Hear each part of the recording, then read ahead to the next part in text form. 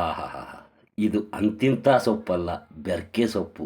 ಮಳೆಗಾಲದಲ್ಲಿ ಹೊಲ, ಗದ್ದೆ, ಬೀಳುಭೂಮಿಯಲ್ಲಿ ತಾನಾಗಿಯೇ ಬೆಳೆಯುವ ವಿವಿಧ ಪೌಷ್ಟಿಕಾಂಶಯುಕ್ತ ಅಡವಿ ಸೊಪ್ಪುಗಳ ಮಿಶ್ರಣವೇ ಈ ಬೆರ್ಕೆ ಸೊಪ್ಪು.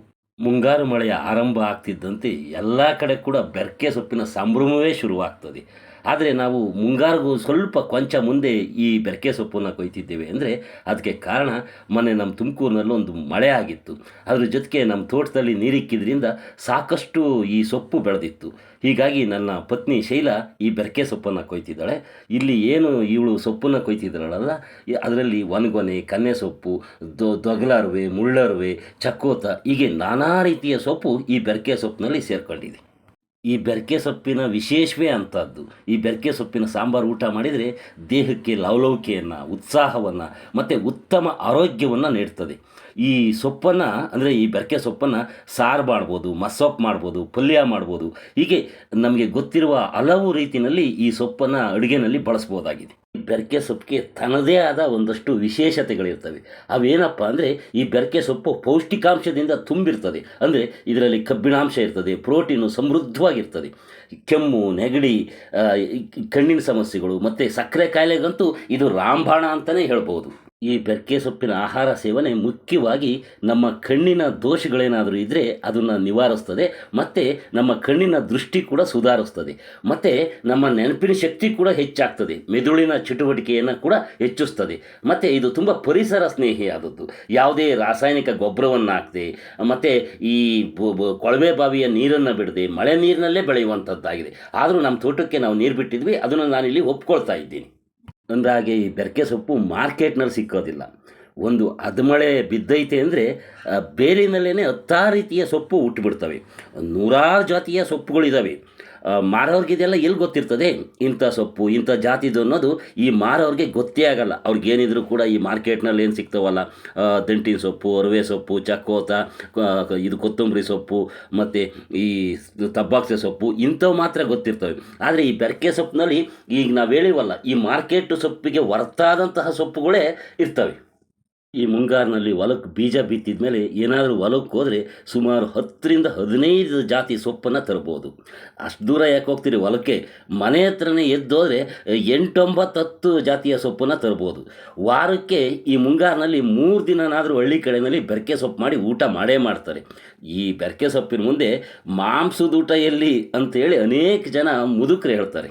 ಈ ಮೊಟ್ಟೆ ಮಾಂಸದಲ್ಲೂ ಸಿಗದಿರುವಷ್ಟು ಶಕ್ತಿ ನಮ್ಮ ದೇಹಕ್ಕೆ ಈ ಬೆರ್ಕೆ ಸೊಪ್ಪಿನಿಂದ ಸಿಗ್ತದೆ. ಅದರಿಂದಲೇ ಈ ಗರ್ಭಿಣಿಯರಿಗೆ ಟಾನಿಕು ಮಾತ್ರೆಯ ಬದಲು ವಾರಕ್ಕೆ 2-3 ಸಲ ಬೆರ್ಕೆ ಸೊಪ್ಪನ್ನು ಉಪಯೋಗಿಸಿದರೆ ಮಗು ಮತ್ತು ತಾಯಿ ಚೆನ್ನಾಗಿ ಆರೋಗ್ಯವಂತರಾಗಿರ್ತಾರೆ ಅಂತ ಸ್ವತಃ ಡಾಕ್ಟ್ರುಗಳೇ ಹೇಳ್ತಾರೆ. ಬೆರ್ಕೆ ಸೊಪ್ಪಿನ ಸಾರು ಊಟ ಮಾಡಿ ಅಂತ. ಈ ಬೆರ್ಕೆ ಸೊಪ್ಪಿನ ಸಾರು ಊಟ ಮಾಡಿದಾಗ ಶರೀರ ಒಂಥರ ಹಗೂರವಾಗುತ್ತೆ, ಅಂದರೆ ಹೂವಿನ ಥರ ಆಗಿಬಿಡ್ತೈತಿ, ಚೆನ್ನಾಗಿ ಹಸುವಾಗುತ್ತೆ. ಮತ್ತು ಈ ಹೊಟ್ಟೆನಲ್ಲಿ ಏನಾದ್ರು ಬೊಜ್ಜಿದ್ರೆ ಅದು ಕೂಡ ಕರಗೋಗುತ್ತೆ. ಈ ಬೆರ್ಕೆ ಸೊಪ್ಪಿನ ಸಾರು ಊಟ ಮಾಡಿ ನೋಡಿ, ಒಂದು ರೀತಿ ಲವಲವಿಕೆ ಇರ್ತದೆ. ಅದೇ ಈ ಕಾಳು ಕಡಿ, ಬೇಳೆ, ಮಾಂಸ ಎಲ್ಲ ತಿಂದಾಗ ಹೊಟ್ಟೆ ನೋವು ಬರುತ್ತೆ, ಒಂಥರ ಮಂಕು. ಇದು ತಿಂದರೆ ಅಂದರೆ ಈ ಬೆರ್ಕೆ ಸೊಪ್ಪು ತಿಂದರೆ ಲವಲವಿಕೆ, ಶರೀರ ಲವಲವಿಕೆಯಿಂದ ಇದ್ದಾಗ ಬುದ್ಧಿ ತಾನಾಗಿಯೇ ಚುರುಕಾಗುತ್ತೆ ಅಂತ ನಮ್ಮೂರ ಪುಟ್ಟಿರಜ್ಜಿ ಹೇಳ್ತಾ ಇತ್ತು. ಈ ಮಾರ್ಕೆಟ್ನಲ್ಲಿ ಸಿಗ್ತಾವಲ್ಲ ಸೊಪ್ಪು, ಅರಿವೆ ಸೊಪ್ಪು, ದಂಟಿನ ಸೊಪ್ಪು, ತಬ್ಬಾಕ್ಸೆ ಸೊಪ್ಪು, ಇಂಥವನ್ನೆಲ್ಲನ ಈ ಮಡಿ ಮಾಡಿ ಈ ಕೆಮಿಕಲ್ ಹಾಕಿ ಬೆಳಿಬೇಕು. ಆದರೆ ಈ ಬೆರ್ಕೆ ಸೊಪ್ಪು ಆಗಲ್ಲ. ಒಂದು ಒಳ್ಳೆ ಹದವಾದ ಮಳೆ ಬಿತ್ತು ಅಂದರೆ ಬಾಯಿಲಲ್ಲಿ ಎಷ್ಟು ಥರ ಸೊಪ್ಪು ಬೇಕಾದ್ರೂ ಭೂಮಿ ತಾಯೇ ಕೊಡ್ತಾಳೆ. ಅಂದಹಾಗೆ ಇಷ್ಟೊಂದು ಬೆರ್ಕೆ ಸೊಪ್ಪನ್ನ ಈ ಭೂಮಿ ಮೇಲೆ ಯಾರು ಬಿತ್ತುತ್ತಾರೆ, ಯಾರು ಬೆಳೀತಾರೆ ಅಂತ ಅನ್ನಿಸ್ಬೋದು. ಆ ಭೂಮಿ ತಾಯಿನೇ ಬೆಳೀತಾಳೆ ಅನ್ಬೋದು. ಯಾಕೆಂದರೆ ಮಳೆ ಬಂದೈತಿ ಅಂದರೆ ಮಳೆ ನೀರಿನಲ್ಲೇ ಈ ಸೊಪ್ಪಿನ ಬೀಜ ಹರಡ್ಕೊಂಡು ಬರ್ತವೆ, ನೀರು ಮುಂದಕ್ಕೆ ಹೋಗ್ತದೆ, ಬೀಜ ಭೂಮಿಲೇ ಕುಂತ್ಕೋತದೆ. ಹೀಗಾಗಿ ಭೂಮಿ ತಾಯಿ ಅದನ್ನು ಮೊಳಕೆ ಹೊಡೆಸಿ ಚಿಗುರಿಸ್ತಾಳೆ. ಈ ದನಿಗೆ ಸೊಪ್ಪುಗಳು ತಿಂತವಲ್ಲ ದನ, ಆಗ ಅವು ತೊಪ್ಪೆ ಅಥವಾ ಸಗಣಿ ಹಾಕಿದಾಗ ಅದು ಕೂಡ ಬೀಜ ಹೋಗಿ ಹೊಲದಲ್ಲಿ ಹುಟ್ತದೆ. ಹೌದು, ಹಳ್ಳಿನಲ್ಲಿ ಹೆಂಗಸರು ಬೆರ್ಕೆ ಸೊಪ್ಪು ಕೊಯ್ಯೋಕ್ಕೂ ಒಂದು ಕ್ರಮ ಇದೆ. ಪ್ರತಿಯೊಂದು ಸೊಪ್ಪನ್ನು ಕೂಡ ಅದರ ಕುಡಿನ ಮಾತ್ರ ಮುರ್ಕೊಳ್ತಾರೆ, ಬೇರೆ ಸಮೇತ ಯಾವುದನ್ನೂ ಕೀಳಲ್ಲ. ಈ ಕಳೆ ಗಿಡ ಕೀಳ್ತಾರೆ ಬಿಟ್ಟರೆ ಈ ಸೊಪ್ಪು, ಅದರಲ್ಲೂ ಈ ಬೆರ್ಕೆ ಸೊಪ್ಪಿನಂಥದ್ದಿದ್ರೆ ಅದನ್ನು ಬೇರೆ ಸಮೇತ ಕೀಳಲ್ಲ. ಅದು ಮತ್ತೆ ಚಿಗುರಿ ಬರಬೇಕಲ್ಲ, ನಮ್ಮಂಗೆ ಇನ್ಯಾರು ಅದನ್ನು ಕುಯ್ಬೇಕಲ್ಲ ಅನ್ನೋ ಕಾರಣದಿಂದ ಈ ಹಳ್ಳಿಯ ಮಹಿಳೆಯರು ಬರೀ ಕುಡಿಯನ್ನಷ್ಟನ್ನೇ ಚಿಗುರ್ಕೊಂಡು ಅದರ ಬೇರನ್ನು ಆ ಭೂಮಿಗೆ ಬಿಟ್ಟಿರ್ತಾರೆ. ಈ ಹಳ್ಳಿಗಳಲ್ಲಿ ಮುಂಗಾರಿನಲ್ಲಿ ಈ ಹೆಣ್ಮಕ್ಳು ಬೆರಕೆ ಸೊಪ್ಪನ್ನು ಕೊಯ್ತಿರ್ತಾರಲ್ಲ, ಅವ್ರ ಹತ್ರ ಹೋಗಿ ದುಡ್ಡು ಕೊಡ್ತೀನಿ ಆ ಬೆರಕೆ ಸೊಪ್ಪು ಕೊಡಿ ಅಂತ ಕೇಳಿ. ಸಾಮಾನ್ಯವಾಗಿ ಯಾವ ಮಹಿಳೆನೂ ಕೊಡೋದಿಲ್ಲ. ಬೇಕಂದ್ರೆ ಒಂದು ಇಡೀ ಕೊಡ್ತಾರೆ. ಯಾಕಂದರೆ ಅದು ಪುಕ್ಸೆಟ್ಟೇನೆ ಕೊಟ್ಬಿಡ್ತಾರೆ. ಆದರೆ ಅವರು ತಮ್ಮ ಮನೆಗೆ ಅಂತ, ತಮಗೆ ಶಕ್ತಿ ಬರಲಿ ಅಂತ ಆ ಸೊಪ್ಪು ಕೊಯ್ತಿರ್ತಾರೆ ಹೊರತು ಕಾಸು ಮಾರಬೇಕು ಅನ್ನೋ ಉದ್ದೇಶದಿಂದ ಈ ಬೆರಕೆ ಸೊಪ್ಪನ್ನು ಕೊಯ್ಯುವಂಥದ್ದಲ್ಲ. ದುಡ್ಡು ಕೊಟ್ಟರೆ ಏನು ಬೇಕಾದ್ರೂ ಕೊಂಡ್ಕೋಬೋದು ಅಂತ ಅಂದ್ಕೊಂಡಿರ್ಬೋದು. ಆದರೆ ಈ ಬೆರಕೆ ಸೊಪ್ಪನ್ನು ಸಾಮಾನ್ಯವಾಗಿ ಕೊಂಡ್ಕೊಳ್ಳೋದು ಭಾಳ ಕಷ್ಟ. ಅದು ಪ್ರೀತಿ ವಿಶ್ವಾಸ ಇದ್ರೆ ಮಾತ್ರ ಒಂದು ಇಡೀ ಕೊಡ್ತಾರೆ ಹೆಣ್ಮಕ್ಳು. ಹೀಗಾಗಿ ಈ ಬೆರಕೆ ಸೊಪ್ಪಿನ ಸಾಂಬಾರು ಮಾಡಿ ಊಟ ಮಾಡೋದ್ರಲ್ಲಿ ಈ ಬಡತನ ಸಿರ್ತನ ಅನ್ನೋದು ಬರೋದಿಲ್ಲ. ಮೊದಲಿಗೆ ಆ ಬೆರಕೆ ಸೊಪ್ಪನ್ನು ಗುರುತಿಸುವ ಜ್ಞಾನ ಇರಬೇಕು, ಮತ್ತು ಅದನ್ನು ಕೊಯ್ದು ಮನೆಗೆ ತರಬೇಕು. ಆಗ ಮಾತ್ರ ಬೆರಕೆ ಸೊಪ್ಪಿನ ಸಾರು ಊಟ ಮಾಡಲಿಕ್ಕೆ ಸಾಧ್ಯ. ನನ್ನ ಹತ್ರ ದುಡ್ಡಿದೆ ಆ ಬೆರಕೆ ಸೊಪ್ಪನ್ನು ಕೊಂಡ್ಕೊಂಬರ್ತೀನಿ ಅನ್ನೋದು ಅದು ಸುಳ್ಳು. ಸಾಮಾನ್ಯವಾಗಿ ಈ ಬೆರಕೆ ಸೊಪ್ಪು ಪ್ರದೇಶದಿಂದ ಪ್ರದೇಶಕ್ಕೆ ಭಿನ್ನವಾಗಿರ್ತದೆ. ಈ ಪ್ರದೇಶದಲ್ಲಿ ಹುಟ್ಟುವಂತಹ ಬೆರಕೆ ಸೊಪ್ಪು ಬೇರೊಂದು ಪ್ರದೇಶದಲ್ಲಿ ಹುಟ್ಟದೇ ಇರ್ಬೋದು ಅಥವಾ ಹುಟ್ಟಲೂಬಹುದು.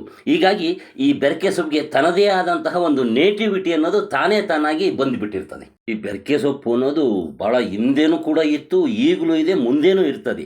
ಆದರೆ ಮುಂದೆ ಇರ್ತದೆ ಅಂದರೆ ಈ ಬೆರಕೆ ಸೊಪ್ಪು ಯಾವುದು ಅನ್ನೋದು ತಿಳಿಯುವ ಅರಿವು ಅಥವಾ ತಿಳಿಬೇಕು ಅನ್ನುವ ಕಾಳಜಿ ಈಗಿನ ಪೀಳಿಗೆಗೆ ಬರಬೇಕಲ್ಲ.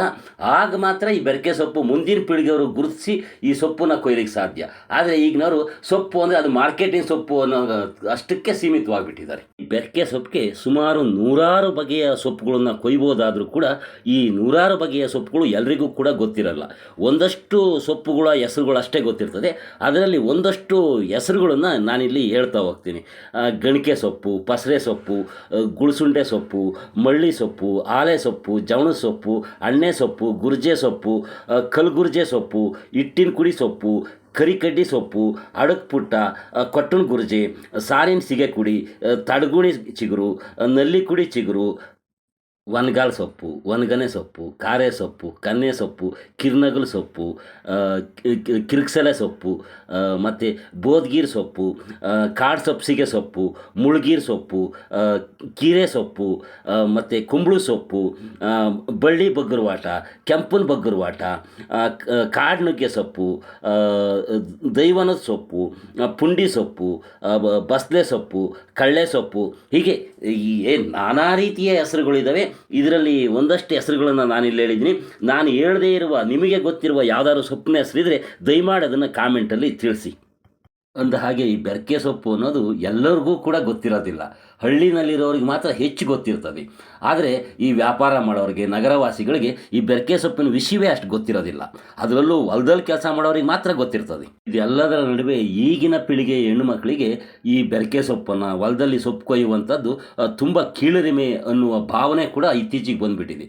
ಸೊಪ್ಪು ಅಂದರೆ ಮಾರ್ಕೆಟ್ನಲ್ಲಿ ತರಬೇಕು, ಹೊಲದಲ್ಲಿ ಯಾಕೆ ಕೊಯ್ಯಬೇಕು, ಅದು ಅವಮಾನ ಅಂತ ಕೆಲವು ಮಹಿಳೆಯರು ಭಾವಿಸಿದ್ದಾರೆ. ಖಂಡಿತ ಬೆರಕೆ ಸೊಪ್ಪಿನ ಕೊಯ್ಯುವಂಥದ್ದು ಒಂದು ಅವಮಾನವೂ ಅಲ್ಲ, ಕೀಳಿರಿಮೆನೂ ಅಲ್ಲ. ಅದೊಂದು ಪೌಷ್ಟಿಕ ಆಹಾರ.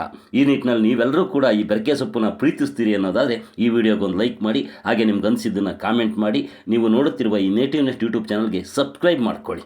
ಈ ವಿಡಿಯೋ ನಿಮ್ಗೆ ಇಷ್ಟವಾಗಿದ್ದರೆ ಇದನ್ನು ಶೇರ್ ಮಾಡಿ, ನಿಮ್ಮ ಪರಿಚಿತರಿಗೂ ಕಳಿಸ್ಕೊಡಿ, ಅವರು ಕೂಡ ನೋಡಲಿ. ಈವರೆಗೆ ಈ ವಿಡಿಯೋ ನೋಡಿದ ನಿಮಗೆ ನಮಸ್ತೆ.